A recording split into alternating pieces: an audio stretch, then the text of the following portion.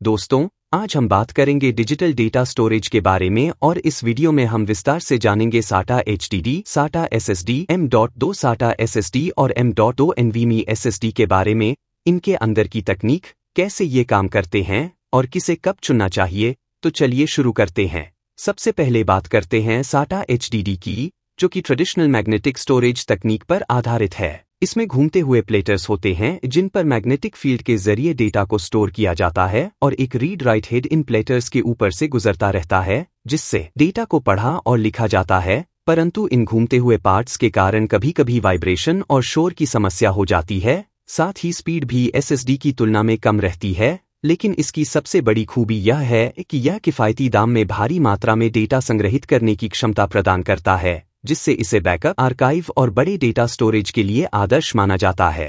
अब बात करते हैं SATA SSD की, जिसमें कोई भी घूमते हुए पार्ट्स नहीं होते, बल्कि यह नॉन फ्लैश मेमोरी के जरिए डेटा को इलेक्ट्रिक चार्ज के रूप में स्टोर करता है, जिससे रीड राइट स्पीड बहुत तेज हो जाती है और ऑपरेशन शोर रहित रहता है। हालांकि SATA इंटरफेस की लिमिट के कारण इसकी अधिकतम स्पीड लगभग 600 MB प्रति सेकंड तक ही सीमित रहती है, इसलिए यह रोजमर्रा के काम, सॉफ्टवेयर लोडिंग, हल्के गेमिंग और सामान्य यूज के लिए बेहतरीन विकल्प है। साथ ही SSD में कोई मूविंग पार्ट्स न होने के कारण यह फिजिकल शॉक और झटकों से भी कम प्रभावित होता है, जिससे इसकी विश्वसनीयता बढ़ जाती है। इसके बाद आते हैं M.2 SATA SSD, जो तकनीकी रूप से SATA SSD जैसा ही है, पर इसका फॉर्म फैक्टर बेहद कॉम्पैक्ट होता है, जिससे इसे आधुनिक लैपटॉप्स, अल्ट्राबुक्स और मिनी PC में आसानी से फिट किया जा सकता है। यहाँ भी नॉन फ्लैश मेमोरी का ही उपयोग होता है, परंतु इसके छोटे आकार की वजह से डिवाइस के अंदर केबल्स और कनेक्शंस की झंझट कम हो जाती है, जिससे सिस्टम की कुल बिल्ड क्वालिटी में सुधार आता है और एयरफ्लो बेहतर रहता है।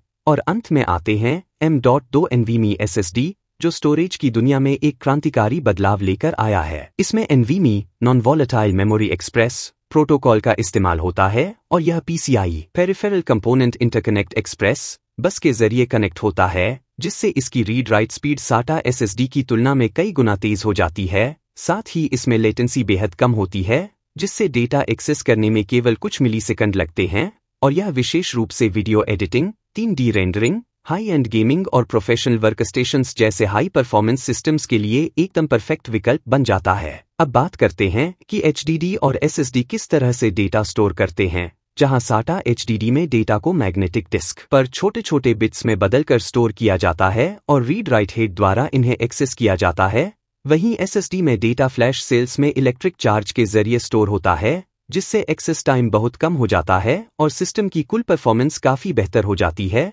इसी वजह से SSD का उपयोग उन कामों में किया जाता है जहां तेज गति और कम लेटेंसी की ज़रूरत होती है। और साथ ही SSD में कोई मूविंग पार्ट्स न होने के कारण यह हार्ड शॉक, फॉल्स या झटकों से भी अधिक सुरक्षित रहता है, जबकि HDD में घूमते हुए पार्ट्स होने के कारण फिजिकल इम्पैक्ट का खतरा बना रहता है। इसके अलावा HDD की कीमत प्रति गीगाबाइट कम होने के कारण बड़े स्टोरेज की ज़रूरत वाले यूजर्स, जैसे कि डाटा सेंटर, बैकअप सर्वर या आर्काइव के लिए इसे प्राथमिकता देते हैं। वहीं यदि आप अपने कंप्यूटर की स्पीड को बढ़ाना चाहते हैं, तो SATA SSD आपके लिए एक बेहतरीन विकल्प है। और अगर आपका डिवाइस पतला, हल्का या पोर्टेबल है, तो M.2 SATA SSD इसकी जगह में फिट होने की वजह से स्मार्ट चॉइस बन जाती है।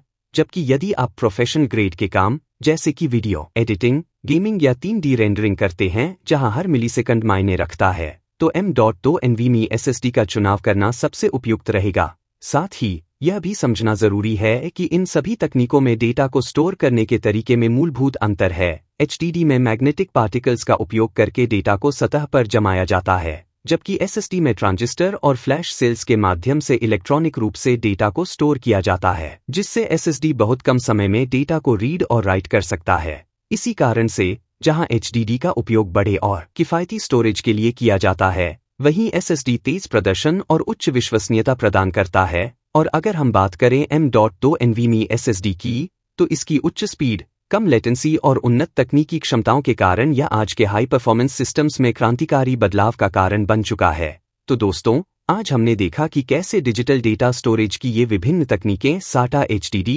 SATA SSD, M.2 SATA SSD और M.2 NVMe SSD अपने अपने तरीके से काम करती हैं और किस स्थिति में आपको किसे चुनना चाहिए। उम्मीद है कि इस वीडियो से आपको गहराई से समझ में आ गया होगा कि किसे कब और क्यों चुनना चाहिए। और अगर आपको यह जानकारी पसंद आई हो तो लाइक, कमेंट और सब्सक्राइब करना न भूलें, क्योंकि टेक्नोलॉजी की दुनिया में हमेशा कुछ नया सीखने को मिलता है। तो मिलते हैं अगले वीडियो में एक नई चर्चा के साथ।